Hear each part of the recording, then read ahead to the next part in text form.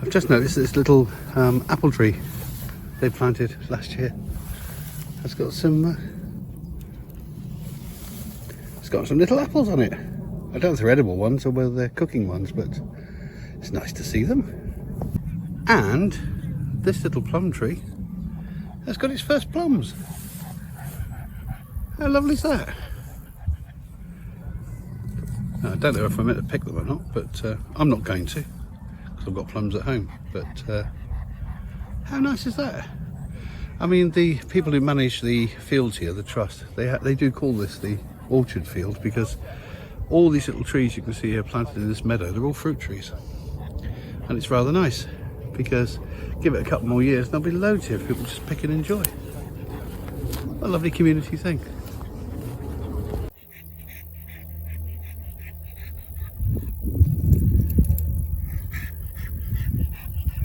It would be so much more peaceful and tranquil out here if it wasn't for helicopters and chuffing pugs, wouldn't it?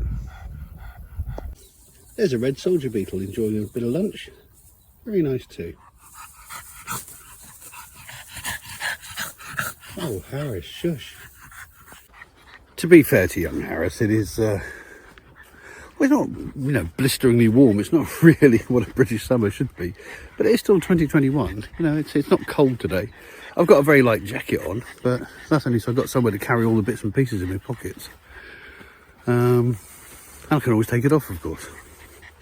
Another little stand of ragwort over here, and at least a couple of butterflies, about 3 or 4 butterflies here enjoying it. Look at that. Yeah, it's very popular with the old butterflies and the beetles. This is not so popular with farmers because it's very toxic, and it's really not a good thing for livestock to eat. It really isn't. But said if you're an invertebrate, it's yummy yummy.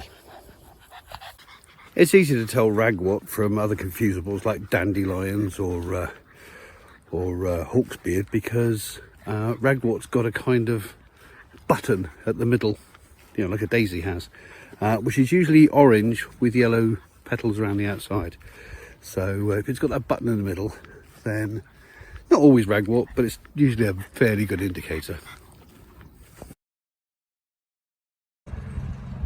It's a lawn mowing day today. This is my front lawn. It's quite overgrown at the moment, but I deliberately left it this way. As you can see, there's little violets, and there's white clover, and there's lots of different types of wild flowers growing here. And I've deliberately left it like this for the insects, because it's got all the emerging butterflies now and the bees, but it's got to the stage now where I'm thinking, well, I've got to do something about it. I mean, it's long, that's the first thing to point out. But secondly, there aren't any bees or butterflies. I mean, it's extraordinary, isn't it? I mean, it's the same down here. I've got all sorts of little bits and pieces growing down here, just for the insects, but there's no insects. So I might as well just cut it and make my house look nicer. Oh, there's a little sycamore in there. That's going to have to come up. Yeah, I mean, just across the road, my next door neighbour, they've got a buddleia bush there, look. Not a single butterfly on it. Something's seriously wrong. There really is. Well, we know what's wrong, don't we? Now, this isn't violets. Oh, a bit of plastic there. Get rid of that. This is actually a plant called heal or self-heal. It's beautiful, isn't it? It's very pretty. Very pretty little wildflower. And again, I should try and avoid mowing it as much as I can. But I said there's no insects here, so what do you do? There's a nice part of my garden hidden behind a couple of enormous acer trees, which I keep deliberately wild. I just let it grow what it wants to grow. And over the past few months, we've had bluebells, and we've had some tulips, we've had some poppies, we've had pink campion, we've had all sorts growing in there. Bit of a surprise this year, we have got feral raspberries. I'm not going to moan. I love a raspberry. So I'll pick all these later on. It's not a bad little crop. There's enough here for a pot of jam, I think, in total. Yeah, things like that are lovely, aren't they? Oh, there's more up there. So yes, I should come out and get all these when I finish mowing the lawns, and I think that might be a pot of raspberry seedless to see me through the winter and give me my vitamin C. Yeah, you can see all the nice little hidden areas under here for the wildlife. It's nice for the hedgehogs in the winter, and as you saw from a couple of videos ago, I get foxes in the garden quite regularly. I do occasionally get hedgehogs. I didn't very often I can film them or see them, but I will show you a couple of photographs here of hedgehogs I found in my garden, including a couple of undersized ones that were so small they were clearly not going to survive the winter. So I put him in a bucket overnight and took him to a local wildlife rescue place to winter. If you get some idea how small this little hedgehog was, that little dog peering over the top of the bucket is my old dog Tallulah, who's sadly passed on a couple of years ago, and she was a teacup Yorkie. This is how small she was, so you can see how small that hedgehog was.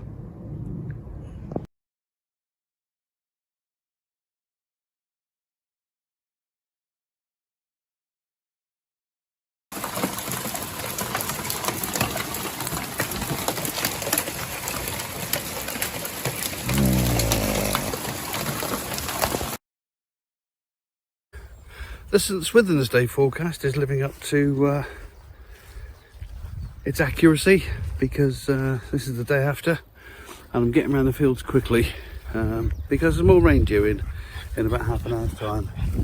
Whoopee whoopee. So don't walk in front of me, dog. So yes, and it's only about 17 degrees. I mean, it's not cold, but it's hardly summer, is it? Hey ho. Well, I don't think this particular path gets walked very often, judging by how much the brambles have encroached. Blimey. This is one of my favourite little walks in the autumn for fungus, because there's a nice range of trees along here, and you get a nice range of fungus as a result. But not seen any yet. Oh, I tell a lie, I think I can see something over there on the ground. Now, this interesting little fungus here, it's already fallen off the tree, or someone's knocked it off. This is called King Alfred's cake. It's hard as a rock. It really is hard as a rock. And the fascinating thing of these is that they can hold a spark. If you actually set fire to them, they'll hold a spark. So people used to use them for creating fire, because you could actually carry the spark from one pile of tinder to another.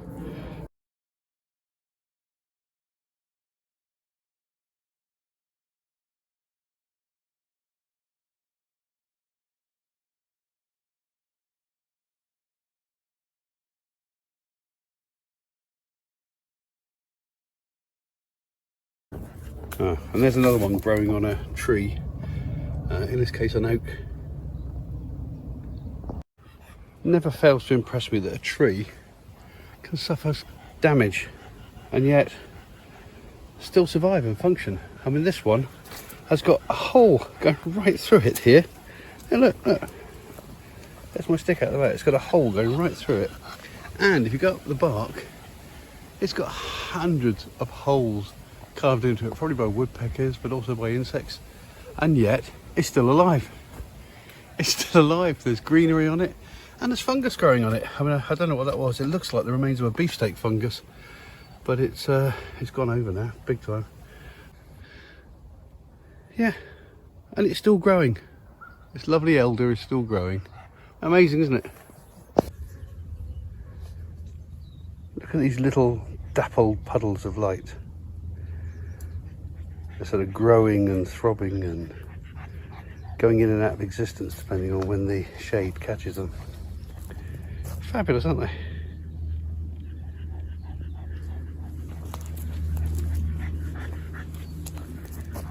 Can I just about make out the shape of me there. Hello. Here comes this natural ivy arch.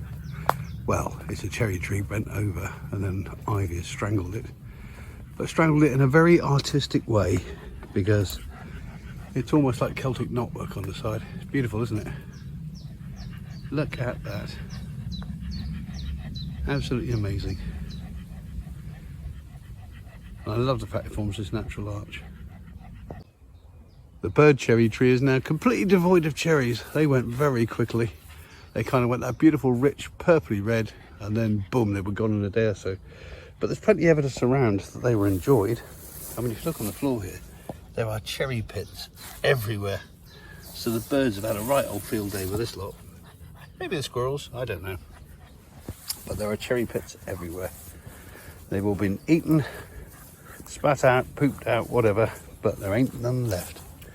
So if I was going to use any for jam, I'm too late. Squirrel City over here. One running around over there. Two just over here. Squirrel City, all underneath the oak trees, but it's a bit early for acorns, so I'm not entirely sure what they're foraging for. Oh, now we're seeing squirrel sex. There's two of them humping on a tree there, can you see it? Oh, he's going for it big time, he is. Not sure whether she's up for it, but they are going for it. He's going to fall off in a minute.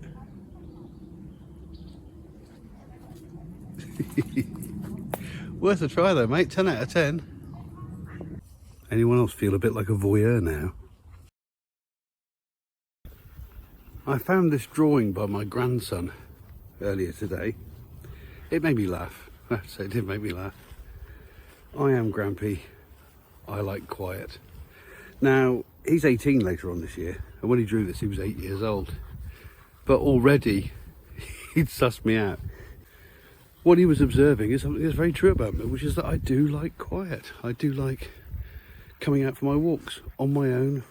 Well, apart from Harris, obviously, and occasionally Alfie, my neighbour's dog. And I'm quite a content person. I'm happy with my lot. Now, I have to say, I'm not rich. I'm really not. But I have enough. A wise person once said that a poor man can have enough, but a rich man can never have enough. And there's a lot of wisdom in that sentence, because it seems to me that the people who are the richest people in the world, you know, your Musks and your Bezos and all the rest of it, they just seem to be obsessed with the accumulation of wealth and not what you do with that wealth. There's so much good you could do with that money, and they don't. But, you know, all that really interests them, all they're really interested in is whether they are still top of that rich list. But I'm happy with what I've got. I've got a place to live, I've got people to care for, I've got people to care for me, I've got food on the table, and if there isn't food on the table, I know how to go out and find it. What more do I need, really? Good health, I suppose. But in that respect, I've been very lucky. Or not, it depends. I eat well.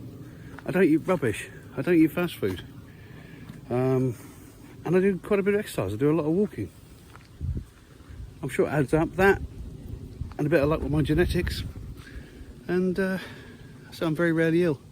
Just got over a cold, first one I've had in about 6-7 years.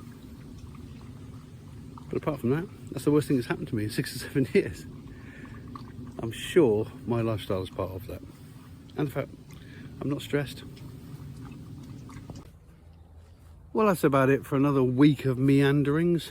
Unusually, I'm putting this one out on a weekend, because normally I try and do something crafty at the weekends and do a meandering walk midweek.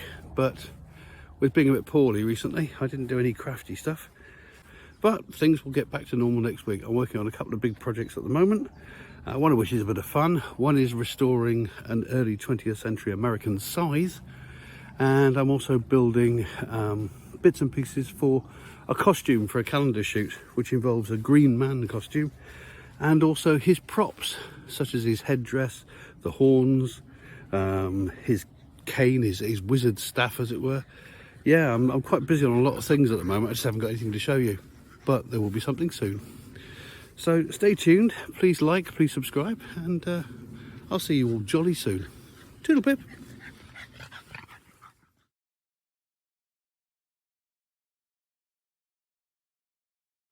If you've enjoyed this video, then please consider subscribing. Or click on some of these links to look at some of the other videos on the channel. Or press the like button. Or leave a comment. It would be lovely to hear from you. Any combination of those 4 things would be wonderful. Thank you very much.